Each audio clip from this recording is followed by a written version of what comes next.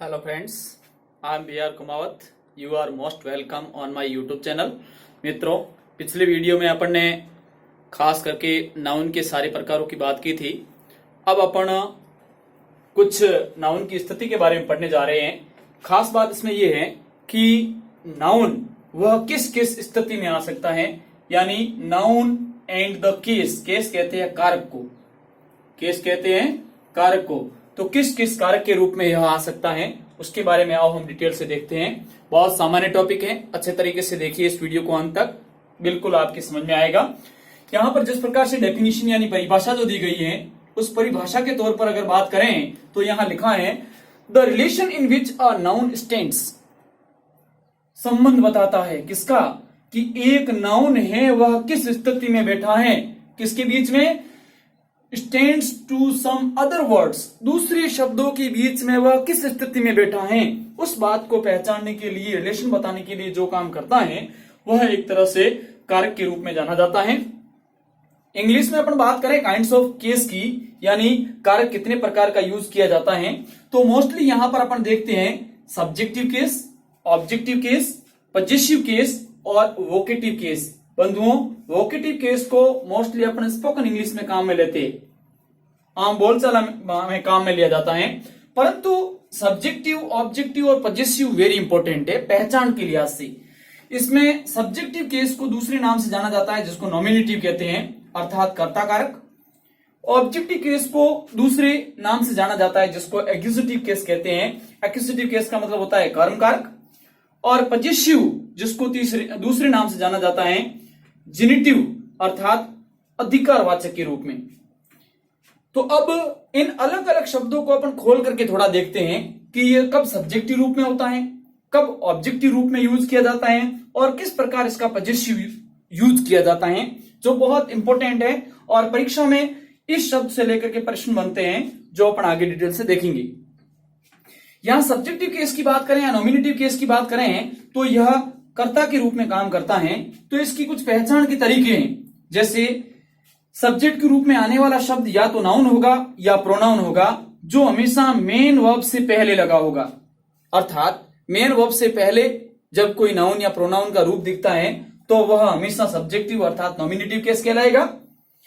दूसरी इसकी खास बात क्या है कि इस नॉमिनेटिव केस को पहचानने के लिए अपन जब प्रश्न करेंगे तो व्हाट या हु, इन दो शब्दों का जो जवाब मिलेगा वह हमेशा नाउन या प्रोनाउन मिलेगा और वही शब्द हमेशा एक तरह से सब्जेक्ट का काम करेंगे. आओ हम एग्जाम्पल के माध्यम से समझने की कोशिश करते हैं. जैसे एग्जाम्पल के लिए हमारे समक्ष आया एक शब्द राम राइट्स अ बुक. अब देखा हमने राम राइट्स अ बुक, यहां पर सब्जेक्ट के रूप में राम आया हुआ है, राइट्स वर्ब है. तो हमने यहां पर क्वेश्चन किया कि व्हाट राइट्स अ बुक.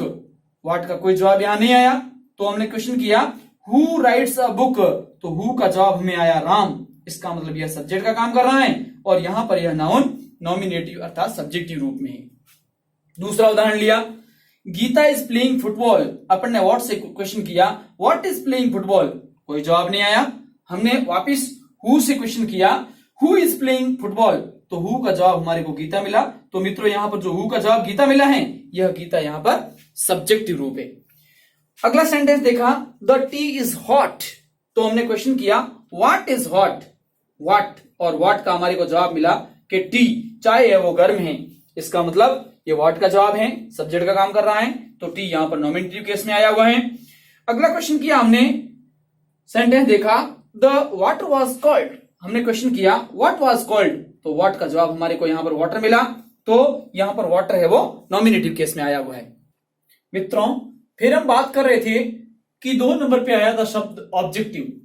तो ऑब्जेक्टिव जिसको अपन एक्यूजेटिव केस कहते हैं यानी कर्म कारक कहते हैं, तो कर्म कारक की क्या पहचान होती है, ये भी सिंपल है.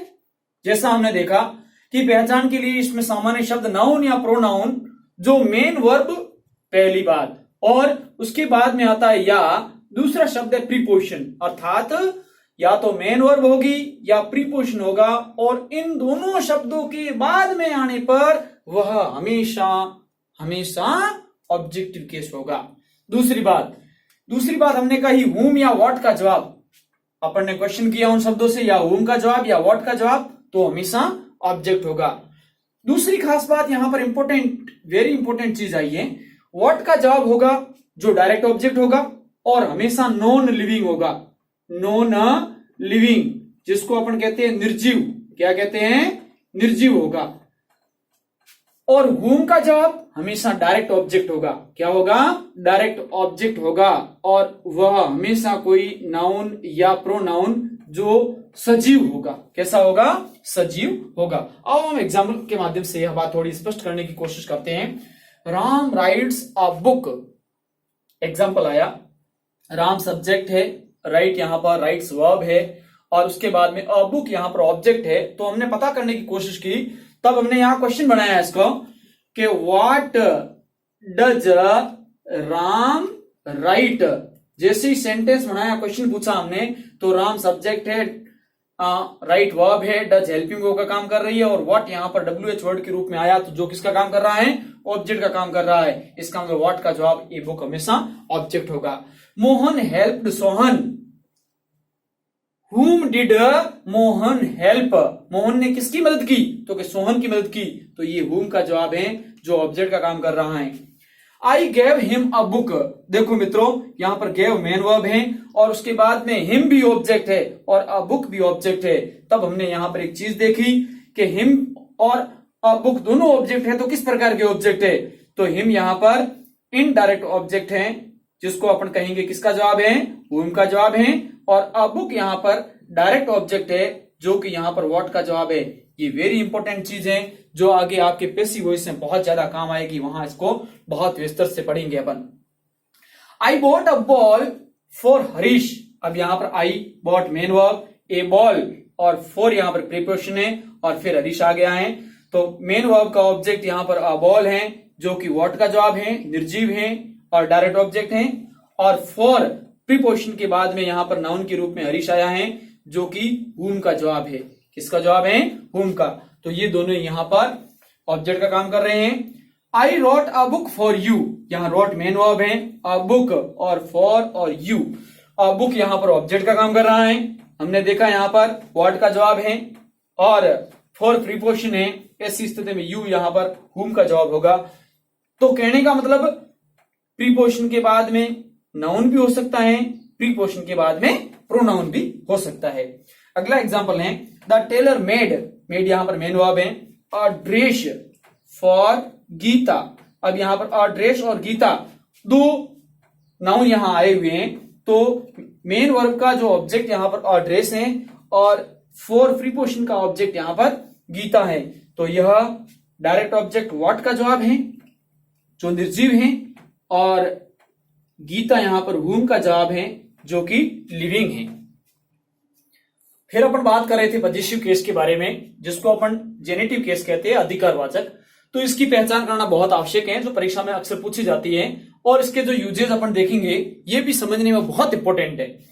तो पहचान के तौर पे बात करें तो इसमें हुज का जवाब हमेशा पजेसिव केस होगा।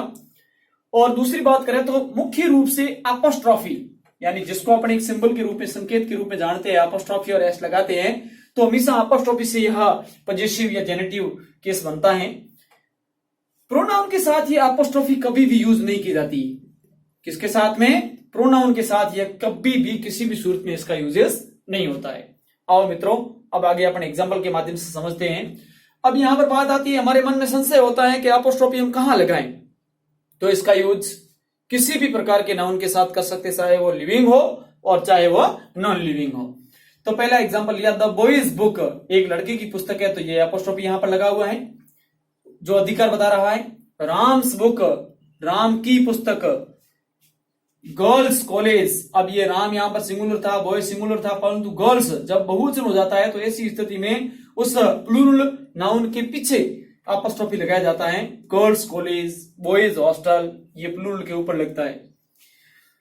या फिर किसी व्यक्ति को दूसरे नाम से पुकारा जाए और उन दोनों को साथ में यूज लिया जाए, तो भी इस स्थिति में किया जा सकता है कॉम्प्लीमेंट के रूप में। Vivekananda, the saint's speech. Vivekananda कौन? तो के संत, उस संत की जो वाणी है, स्पीच है, कथन है, ऐसी स्थिति में यहां संत के साथ में लग गया। या अलग अलग व्यक्ति हो, उनकी किसी कंबाइंड नाम में लेना हो, तो जैसे मोहन्स एंड सोहन्स फादर, दोनों अलग अलग है, सेपरेट है, मोहन के पिताजी अलग है, सोहन के पिताजी अलग है। या फिर दोनों भाई हो उनके साथ में बताना हो तो मोहन एंड सोहन्स दोनों के साथ में यहाँ पर लास्ट में अपोस्ट्रोफी लग जाता है, मोहन एंड सोहन्स फादर, तो ज्वाइंट है, दोनों का एक पिताजी है। या फिर कह दिया आपने टूडेज न्यूज़पेपर, उसके साथ लग गया अ बोट्स क्रू, बोट कहते हैं नाव को, उसका जो दल होता है उसको क्रू कहते हैं। यहां पर एक कलेक्टिव नाउन है क्रू, अ बोट्स क्रू। या कभी कभी लंबे सेंटेंस में हम देखते हैं उनके अंदर यूजेस किस प्रकार से किए जाए, तो वेरी इंपॉर्टेंट समझने के लिए, the brother of my friends peon. अब जो मित्र का एक पियोन है उसके भाई की बात कर रहे हैं अपन, यानी जब 2-3 नाउन का कॉम्बिनेशन हो तो ऐसी स्थिति में ऑफ का यूज करना चाहिए। कभी कभी हम ब्रदर्स और उसके बाद में कर लेते हैं फ्रेंड्स, तो ऐसी स्थिति में अगर रूप करते हैं तो ये यूजेस गलत माना जाता है, सरासर गलत है। The house of my brother, जब इस प्रकार की अपन बात करते हैं the house of my brother, तो वह रेंटल यानी किराए का लिया हुआ है। परंतु माई फ्रेंड्स हाउस या माई ब्रदर्स हाउस इस प्रकार की बात करते हैं तो वहां पर उसका स्वयं का है, अधिकार है उसका। तो ये इसके यूजेस के बारे में बात की गई जो परीक्षा के लिए इंपोर्टेंट है।